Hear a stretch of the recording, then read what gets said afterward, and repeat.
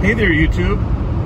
Hope everybody's doing well. I am in the middle of driving from my house to the Field of Dreams in Iowa for tonight's big baseball game between the White Sox and the Yankees. I'm actually a lifelong Yankees fan. I've been a fan since I was 7 years old. I've traveled to Yankee Stadium from Iowa to a game. I've traveled to several stadiums to see them play. So to watch them drop into Iowa and play at a field that's only an hour and 15 minutes, hour and 10 minutes really from my house, it's pretty remarkable. Super easy drive here, as you can tell. The game doesn't start for 6 hours, so but I'm getting a big head start. I'm one of the lucky ones. I'm actually a photojournalist for the USA Today, and I cover all of Iowa, of course, and then all the Midwest. So covering Major League Baseball, fortunately, is not new to me. I really enjoy it. Gives me some good opportunities. But you know what a big event this is. I just talked to someone who there was a couple here in Iowa who was able to get 2 tickets legitimately online for ticket price, whatever that is, a few $100 each, I'm sure, and they could not attend, and they ended up auctioning those online, and there was almost a bidding war to where the 2 tickets were going for upwards of $8,000, $9,000, $10,000 each. So the prices are just crazy for the game tonight. And quite honestly, I hope Major League Baseball does it right, and I hope this turns into an annual event, and I hope they bring 2 different teams to Iowa each year. Now, I'd love to see the Yankees come into play every year, but that's not even realistic, nor do I really hope for that. I wish they would rotate in a couple new teams each season, quite frankly. But I'll do my best to do a little bit of a video blog as the day goes on, just from a photojournalist side of what I go through. But right now, I'm trying to get there early. I know the press gates open at noon, which was 5 minutes ago. I'll be rolling into Dyersville here shortly for the Field of Dreams game, but just wanted to show a couple things, mandatory things I had to bring with me. One is of course, my USA Today credential, which I can't leave behind. I'll get a different credential when I get to the field. But then also, what triggered me to leave even extra early, and I like to get to the games about 3 hours before, the opening pitch. But I saw in here that the press gates actually open today at noon. They sent out this email this morning. And the Yankees team picture is at 1:30. And I don't know if I'm going to have access to shoot the Yankees team picture. I'm hoping so. Obviously, I'm going to maneuver. I'm going to use all the right words to try to get into that opportunity there to photograph the Yankees and the White Sox team photos. But then also notice Kevin Costner's going to be here. Rob Manfred's going to be here throughout the day. So just hoping to have the opportunity to, jump into a couple unique events that I normally would not do at your average baseball game. So anyway, we'll be rolling into Dyersville here in about 10 minutes. So what you see here are the 2 or 3 exits that actually go into Dyersville, Iowa. I believe that the exit that was required here was 294. Right there is 292, so we're definitely getting close. Here is the final exit to get into Dyersville. And just showing you a glimpse here that this is pretty much traditional small town Iowa. And what you're seeing there is pretty much the same you'll see if you travel around about 75% of the state. In half a mile. So right here we are finally pulling into what I believe is exit 294, which they did a good job. Right there is one of the signs to tell you that, hey, here's where you exit off if you're a Major League Baseball ticket holder.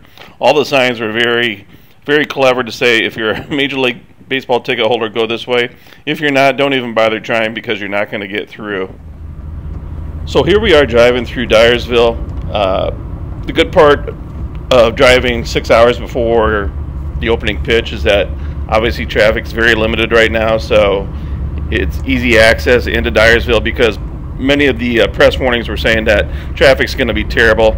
As you can see here, we're finally making our way towards the Field of Dreams destination. Traffic's still slow, which is great news, because we're just simply on 2-lane highways here, and now we're finally getting closer to the turnoff that actually takes us into the Field of Dreams. So right here we're in line, and this is where they finally start checking that you do have a legitimate parking pass to actually go park at the Field of Dreams. So no casual visitors today. If you don't have a parking pass, you don't get to make the right turn to actually get in towards the Field of Dreams area. All right, now we're finally making our way to the parking location for the media who are credentialed. Unfortunately, the parking accommodations, even though they were free, they were quite a distance away from the field, so I was less than thrilled. So here I'm showing a little bit of the sights just as I walk from the parking area to the credential pickup. and vaccinations are required for everybody working at the game. So if I didn't have my vaccination card, I was going to be sent back home. Here's the long walk from the credential area to the media tent, which, you know, normally I don't mind walking, even if it's a good mile or two. But when I have to carry 45 pounds of camera gear over my shoulder or behind my back, certainly it becomes a much longer walk. But just passing the Yankees clubhouse there on my right as I continue to walk towards the media tent.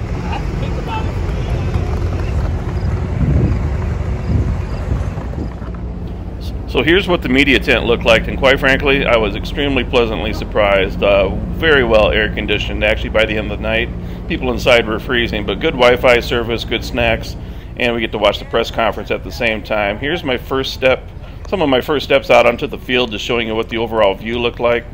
Obviously a beautiful day, everything turned out great.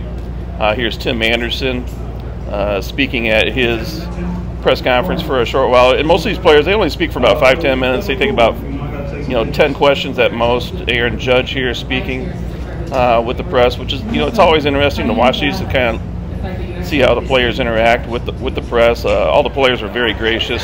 Here's the merchandise stand, which was absolutely crazy. I wanted to stand in line and get a couple shirts, but that was not happening. I mean, there was 2 merchandise stands, and the lines had to be about 100 people long.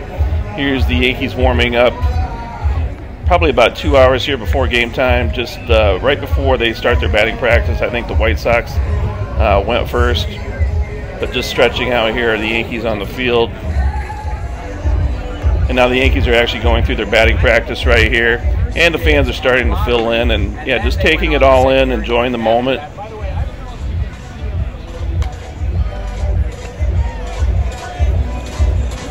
The Yankees dugout here, as was the White Sox dugout. You can't see it really good there, but they were huge. The dugouts at this game were larger than the dugouts at Target Field in Minneapolis, for example, which was really surprising. And now we're back in the media tent for the Kevin Costner, Rob Manfred interviews as well. For a second about Murray Cook, the phenomenal job he does putting together this entire experience. As Kevin said, it's very meticulous. The attention to detail, I think, is extraordinary. For those of you who don't know, and now here's just a quick view from where I'm actually going to shoot probably 80% of the game, which is right down the third base line. This is just moments before Kevin Costner walked out onto the field from center field. But here's where I'm doing most of my shooting for the game. Come to our field of dreams. There's the White Sox dugout right there. And here's just a quick collage of some of the photos from the day. Aaron Boone walking out to the field, and Boone was one of the many who brought his own cell phone to do his own videos. Many of the players and managers brought their own cameras out there to take pictures. The very cool scoreboard there just made it for a very picturesque day when you mix in the Yankees team photo there with the scoreboard and the corn. Certainly some can't-miss moments. Aaron Judge certainly seemed to enjoy the entire day. He expressed that during his press conference, and of course he knocked out 2 home runs, including a critical one up to that point in the 9th inning. It was great to see Costner there. One of the cool things during the press conference was that they did announce unofficially that they'll be playing again next year, and very likely it's the Cubs that are going to be coming to the Field of Dreams in 2022, so that's great news. The good news is that where I was located there in that third base photo well was that I had a great vantage point of Costner and the teams coming out to the field here for the first time. So sometimes you just have to get lucky, and I got lucky that I was in the right spot at the right time to capture some of these moments of the players really just walking right towards me. So that that worked out well in my favor. And then of course the game started, and the home runs started flying, and the game action was really meant to be secondary from a photojournalist perspective, because it was really more about the event and less about the game action. But then the game action, quite frankly, unexpectedly, certainly took over, especially in the 9th inning. Right here, this next photo right here of Aaron Judge hitting the home run that brought the Yankees within 1 run in the 9th inning. Here's him rounding third base, pretty much looking right over to us. And then Stanton, I believe on his first pitch, he knocked the 2-run home run that actually gave the Yankees the lead. And here's him rounding the bases.